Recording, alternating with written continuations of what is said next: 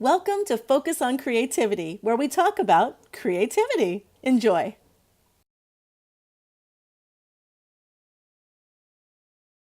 Hi, I'm Charr Crail, and this is Focus on Creativity. I'm a photographer, an artist, and a muse. And today we are talking to Jill Wagner. I'm very excited. Jill Wagner is a photographer. She's a photojournalist. She's an instructional assistant. And you know, one of the things that I think is particularly interesting is she is all about animals too, photographing them, working with them. And here's a secret. She's actually hauling horses right after this call so she can go off and go riding today. And I think that is so cool. So welcome, Jill. I'm so glad you're here. Thank you for having me. A pleasure. I'm glad you're joining in the conversation about creativity. And because you do so many interesting things, I thought I would love to hear your perspective on creativity, like what it means to you, how you process. I'm more about going out into the environment and just photographing what I see, and I look for different perspectives of things that we miss with a naked eye. I find animals very inspiring when I'm out with them. And I mean, when you see a horse, you look at it, but how often do you get to go up and actually see its lips or the hair on its lips or the detail in their eyes? Their eyes are incredible. They remind me, not that I've ever been to the Grand Canyon, but they remind me of the pictures of Grand Canyon, all the detail in them. Well, that's fascinating. Yeah, and you just don't normally get to see them. So you actually see the Grand Canyon in the horse's eyes, in a sense. Tell me more about that. That's fascinating. You see, I see other things in pictures when I shoot them and or photograph them. When I go out and I have a private shoot and a client has me photograph their dog or their horse or something, I ask them what's special to them about the horse. What is it that touches you about your animal? And then as I go through, I shoot, the overall scene of the horse and the environment, but I try to go up, and one client of mine, she says, I love her lips. And she was in Appaloosa. She was 28 years old. And so I went in and I focused on photographing her lips, and you could see all the detail and the wrinkles and stuff. And it was like being there again. And unfortunately, her mom lost, had to put her down because they don't live forever, unfortunately.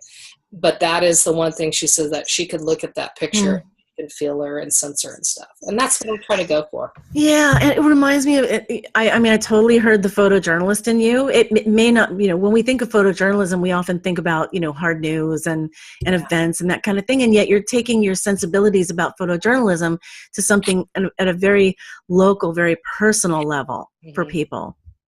Well, I feel that photojournalism to be a photojournalist is a very unique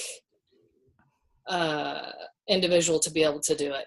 It's more than portraiture, and it's not just being a journalist. To me, the way I explain to my students is it's a combination of the two. And you have to be a good steward of the information that you're capturing by telling the truth and capturing all the facts. But you also want to capture your subjects that tells a story of whatever it is that you're photographing. As important as the writing is, the artwork, for me, to get me to pick up a paper and read it, it has to have compelling artwork. So if you can pull me in and draw me in with an interesting angle with the photo, first thing I do is look at the photo, and then I read the cut line, and then I will go in and read the story. Yeah. And so I feel like as a photojournalist, that's something that you need to do, and put yourself in the place where the viewers won't be, like in the middle of a protest or something like that. Right. You got to make them feel like they're there. Exactly. It's the same with sports. What I've experienced with beginning students, they shoot a lot of sports going away from the camera. And so I try to show them a lot of pictures of you want coming into the camera. You want your subject to be able to feel like they're there. And it takes a little bit of training your eye, but it's pretty amazing when the students catch on to it. And Yeah. You know. Yeah. So it's kind of the same. I guess I carry that same philosophy forward with photojournalism as I do with literature. But it really is about telling stories and documenting life around me and history. You know, like when there's a big protest or a big election and you're photographing Trump or you're photographing, like I remember the first big politician I shot was Gray Davis and Senator McCain. And I felt like I was capturing living history right then and there. Well, you are, and you were at the time, absolutely. And that's exciting to me. That is really exciting. You know, my camera's taken me places I otherwise would have never have gone. Tell us about one. I'd be really interested. Well, I was a staff photographer and advertising photographer for News and Review for 5 years. And oh gosh, one shoot I got to go out with the writer Cosmo Garvin, and it was the tunnels under Sacramento. Oh yeah, I've never seen that. Because it was flooding. Well, we got to go into places that aren't normally accessible by the public. And as creepy as it was down there, it's going to sound quirky, but I swear it was like stepping back in time, and it was just short of hearing, you know, boots walking on the boardwalk sound and horses' lips flapping, and it was really, really neat to go down and see and experience that. Yeah. So, wow. Yeah, I mean, I got to travel through that, and another time I went up, I think it was KFBK's. Do you remember the airplane traffic guy? Oh yes, absolutely. I got to go up in the airplane with him, and I'm mortified of heights. Oh my goodness, that takes a lot of courage. Yeah, well, we get into this little plane, and it's a little 2-door plane. And it has a joystick in front of me. And I get in, and I'm like, I couldn't even turn around. I was like, oh, I better get a different lens. And I couldn't even turn around and get the lens out of the little back seat. And as we're going down the strip to take off, my door is chattering, and I can see the wheels and the gap, and all I could tell myself was, okay, it's no different than being on the back of a motorcycle. Relax. When I got up there, it was amazing. I didn't. Oh, how wonderful! Well, good for you. Yeah. So those are the exciting things. Some highlights. Yeah. Well, it reminds me, I'm going to go back to the whole idea of creative process again, and that creative process can change for any given situation that you're in, I would think. Or maybe it's kind of like having a mental tool bag in a sense of, what do I need to pull out in this moment to do whatever it is that I need to do next? So talk a little bit about your creative process. And I don't even know from what situation, but maybe there are some sort of common things that you do. I've put a lot of thought to it. I'm not a real technical, artist. I shoot more from the heart and the gut. Over the years, I have come to understand that I usually keep the sun at a 45-degree on one of my shoulders. Yeah. I noticed that from shooting rodeo and stuff like that.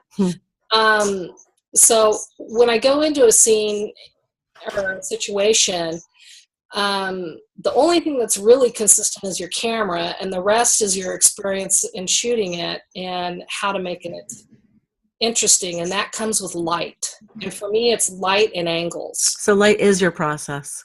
Yeah. Firstly. How it comes off of the subject. Yeah. If it's too hard of a shadow. And then that leads me into, I try to find a nice angle of lighting on them to where it's not harsh or anything. And then I don't consciously do it, but after I look at the photos, I can see the leading lines. I, for some reason, am naturally drawn to triangles. I never realized that until I was getting ready for a show, and I had a colleague of mine go, please come help me figure out which pictures I only need 10, and let me, we edit them. And he's looking at my body of work, and he goes, interesting. And I said, what? And he says, you really have a thing for triangles. And I was like, I never noticed. Interesting. Definitely. Yeah. So part of I don't put a whole lot of thought into it other than it's more emotional. Yeah.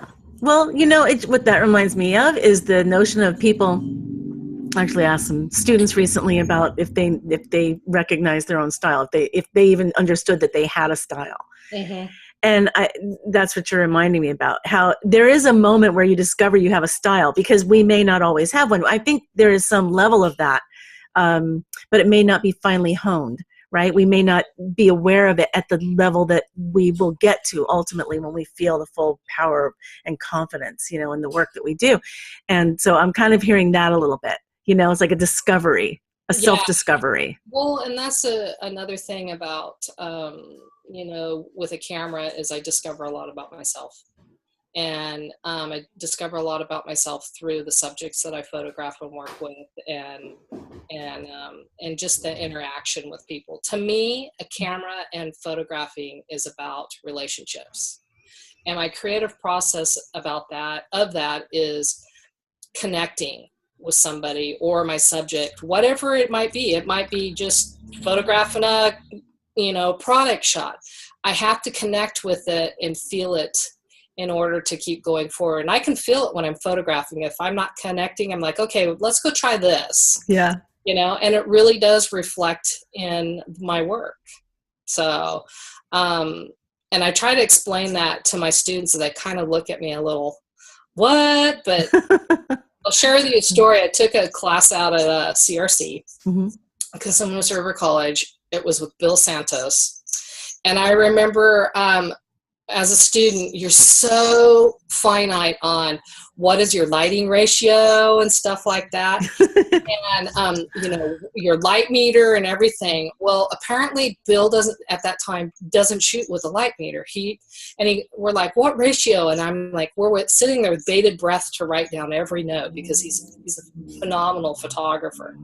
And he goes, I go for the lighting, the emotional lighting quality or something like that. And I remember looking at my classmate and going, what was that? Right. 15, 20 years later, I get what he's saying. Yeah, I get it. It's content versus technical. What are we seeing as opposed to what are we thinking about in order to make this technically what we think it should be, as opposed to feeling what it is and expressing it. Yeah. For me, the creative process is the capturing of it, and then the technical side of it for me comes along in the post process. Yeah. I mean, you want to get it. You still want to get it in camera, right? You don't want to overexpose or underexpose. You want to at least be well within range. Exactly. Goodness gracious. Yeah. No, I mean, for good exposure and stuff like that. But and when I say technical, I guess I don't overthink it. I try not to overthink my process too much. I just go out and feel it and shoot it. Yeah, no, I totally get that. Because how do you anticipate something when you're worried about your technical the whole time? You have to just have that down so that when you're actually watching something and seeing how it moves and where it is and how the light falls and all those different things that come in together, that is where you're capturing it, the legacy of it, right? The history of it, capturing the moment that it's happening right now. Very, very well said. I'm not a wordsmith at all. Oh gosh. Well, thank you. Because that is, in a lot of ways, that is what it is. Yeah. And, I mean, you have to have the technical side for exposure and the basics. But if I was to sit there and go, okay, I need a 45-degree angle here, and I need a lighting ratio of 2:1, it's left brain, right brain. Well, that's the studio person. That's the person who's got something that he can just pose within an inch of its life, like some inanimate object, right? Mm-hmm. That, and they need that. That is a very specific kind of a person. But yeah, when it comes to photojournalism and capturing life and things that move, oh my gosh, what a different animal, as it were. Absolutely. Absolutely. I've noticed that like landscape photographers, fine art photographers will set up their cameras like at the lowest ISO, and they're all about grain and detail. And as a photojournalist, if I had kept my camera at the lowest ISO, that would have been suicide, because I've yet to go into a courtroom and A, been able to use a flash, and B, be able to shoot anything at 100 ISO. So it wouldn't happen. It wouldn't happen. Maybe with your iPhone. Yeah. But not with a camera, not with a real camera. So Yeah. it is a different, like you say, it is a different animal. And the way that animals tie into my style of, I was told that I have a photojournalistic style, is it's about documenting life around me, and I love action. I love anything that moves. And that's why I enjoy shooting rodeo. That's why I love shooting horse shows, horses in action, because even though you can see a bull jumping and bucking and everything, you miss so much of it with your naked eye. It's when you can shoot it with a still camera or slow motion. I would really love to get into the slow motion video, because there's so much that you miss that's going on there. Oh, interesting. That allows you to puts you right there in the center of it. So, I'm continually the student of my craft, and I tell my students all the time, if I ever get to a point where I feel like I know everything, then it's time to put down the camera.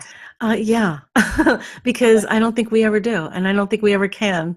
Yeah, exactly. Because even with the digital side of it now, there's so much more that you can do with your images. I mean, look at all the beautiful artwork that you do. Well, thank you. Well, you're very welcome, and it's very well, deserved, because your artwork is very inspiring. I love seeing your stuff, and then the metal stuff work that you do. Oh, I love doing that stuff. That's my doodling on metal. I do love doing that. Yes. That's I wish I was 20 years younger and where digital is now, because there's just so much more I want to learn. And I'm already, 52. So I continue to learn, but there's just doesn't seem to be enough time.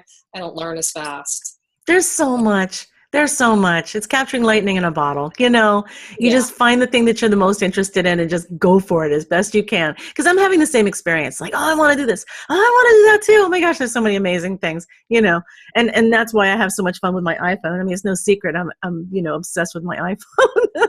And yet, I'm still going out and shooting things. I still got 2 assignments today, and they're with a real camera and the whole deal. So it's just, it's a fascinating, interesting life. And luckily, we get to do it, now in this time, in this day, in this realm where there's so much opportunity. It's very exciting. Oh, very much so. I mean, I'm thankful that I came up through film, the era of film.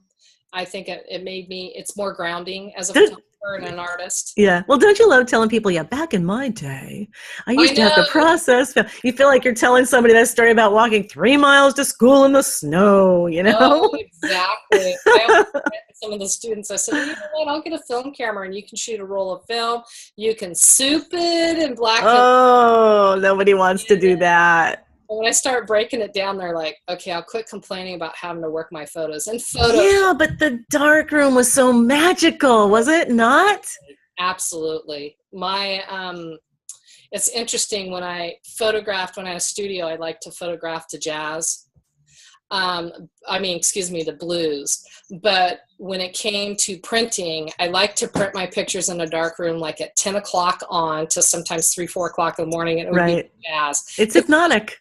Yeah, and watching your pictures come up in the in the solutions, and then you still don't exactly, if you're printing on paper, you don't know exactly if you're going to get just the right tone until it dries out. Right. What a process. There was something about a more simplified. It was more work, but it seemed more simplified to me. I do miss photography where you had a camera body, a lens, and the thing that changed was the film. And you selected the film according to your subject and what you wanted to capture with it. And it's like when I used to photograph a lot of rodeo, I found that Fuji did better with horses because it's blues, purple, it's cool. Oh, that makes sense. So, and then my warm tones, of course, were more for the portraiture and stuff like that, and things that I wanted warmer tones of whatever I'm going to be shooting. But nowadays with digital, It's not just a camera body and a lens anymore. It's like if you bump one setting on the back of your camera and you're not aware that you did it, you can really mess yourself up. Unless you're paying attention, just checking in on yourself every now and then. Yeah, that could be problematic. Yeah, well, I'm working with new students, students coming in. I just battle with them on the exposure. They're curious, and that's what I want them to be, is curious. Yeah. I always tell them, stay curious and keep exploring. Yeah, I like that. But when you change a setting, immediately go back and set it back. So exposure compensation settings have been a challenge this semester. Oh, I don't even use those. But yeah, I'm not going to tell you what I do. We're not good. That's part of the creative process as to how to get to where you want to go. Everybody does it differently. Yeah, till you know. You just have to experiment until you know what your way is, like in Photoshop. And we're not going to have any kind of long conversation about that. But in Photoshop, there might be 10 different ways to do any given thing, and you're going to find your favorite way. And then that's how it's done, right? And it's okay. It's okay that there's lots of ways, because that becomes, again, we sort of embrace that idea of, what's my style? What's how I do it? And again, going out with that confidence of, this is what I do. What you do is fine because it's what you do. But what I do is this, and I'm going to go forward and be my most unique and original self. And I love that. Absolutely. That's why you could have 30 photographers in a room or go out and shoot the same subject and come back with 30 different images because of their style and their own creative process. Isn't it fascinating? Absolutely. Yeah. That is the crux of what I love, why I love what I do. Well, I love that. Yeah, I love that you came on and talked to me. Thank you so much. I think I might have interrupted you there. Was there some? No, I was just going to say that is what I love about photography, and it allows me to express myself. I'm not real good with words in terms of expressing, but the photography gives me another voice without having to say any words. Oh, I love that. Thank you. That's kind of perfect, actually. Photography gives you another voice without having to say any words. Yeah, that is what our visual stuff does. Okay. Thank you, Jill. What a beautiful way to complete here. Oh, my gosh. You're very welcome. Thank you for having me. Yeah, it was a great conversation. Okay, good. So it makes me want to go to your website. So if I want to and anybody wants to, how do we find you? I have a website called Wag Time Photo. Yeah, a play off of my name and the dog thing. It's still, we're adding more photos to it and stuff. It's just getting revamped, or actually going up. And then I do have JillWagner.com as well. Okay. It's funny because when I do my JillWagner.com, I used to not have any dog photos on it, and people would be like, "Oh, you photograph animals?" And then I talk to animal people because I shoot a lot of dog shows, or I used to. They're like, "Oh, you do portraiture?" So I know. Having different websites kind of help, but I have a little bit of overlapping. Yeah. So, or you can find me on Facebook. Okay. Awesome. All right, Jill. Thank you again. Well done. You're very welcome, and thank you again.